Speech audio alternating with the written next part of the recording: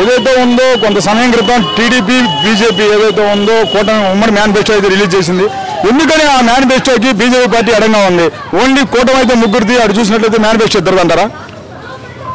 వాళ్ళ TDP Janasena manifesto కాబట్టి BJP వాళ్ళు ఎప్పుడూ అంత ఇంట్రెస్ట్గా లేరు.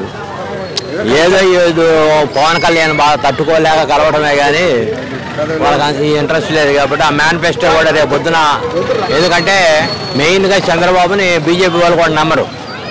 మేనిఫెస్టోలో ఇచ్చిన ఏవి జరపడం మన పేరు వేసుకుంటే రేపొద్దున మనకి చెడ్డ పేరు వచ్చిద్దని చెప్పేసి బీజేపీ వారు ఈ మేనిఫెస్టోలో మా పేరు వద్దనుకొని మీ ఇద్దరే మేనిఫెస్టో విడుదల చేసుకోమని చెప్పినట్టుగా మనం అనుకోవాలి.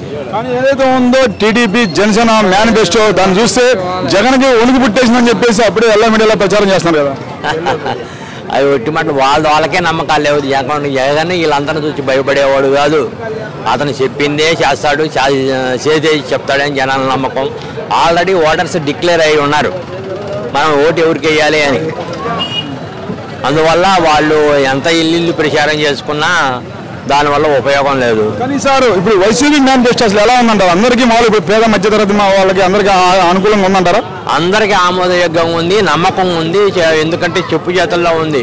ఏది కూడా అతిగా చెప్పలేదు, చేయగలిగేదే. ఇప్పుడు సపోజ్ పెన్షనే ఉంది 500 ఒకసారి కూడా పెంచుతా అలా స్టెప్ బై స్టెప్ ఇస్తా అన్నాడు. నేను ఒకేసారి 4,000 ఇస్తాను అన్నాడు కదా. 4 లక్షలు కూడా ఇస్తా అన్నాడు. నేను రావాలే కానీ మీరు 4,000 కాదు, సంవత్సరం లోపు 4 లక్షలు అయినా ఇస్తానంటాడు. అది నమ్మేది కాదు కదా. కానీ సార్ ఇది ఒక మాట, ఇప్పుడు జగన్మోహన్ రెడ్డి గారు అమ్మ ఓటు ఏదైతే ఉందో క్లియర్ కట్ 17,000 ఇస్తా అని చెప్పేసి మేనిఫెస్టో పొందుపరిచారు. కానీ చంద్రబాబు నాయుడు మీ ఇంట్లో ఎంతమంది బిడ్డలు ఉన్నా కానీ అంతమంది 15,000 చొప్పున ఒక సపోజ్ 5గురు ఉన్నా కానీ 70,000 రూపాయలు అమ్మకం ఇస్తానంటున్నాడు.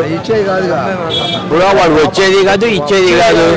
అందువల్ల ఏదైనా చెప్పకూడదు. వాడు ఇంకా ఉండు పిల్లలకి ఇస్తా అన్నాడు. రేపు మీ ఇంట్లో గేదెలు ఉంటే గేదె పుడితే గేదె కూడా డబ్బులు ఇస్తా అంటాడు. ఆ విధంగా ఎందుకంటే నమ్మశక్యం కానీ మేనిఫెస్టో కాబట్టి బీజేపీ వాళ్ళు అక్కడ సెంట్రల్ నుంచి మీ మేనిఫెస్టోలో మేము కలవం అని చెప్పేసి తప్పుకున్నారు.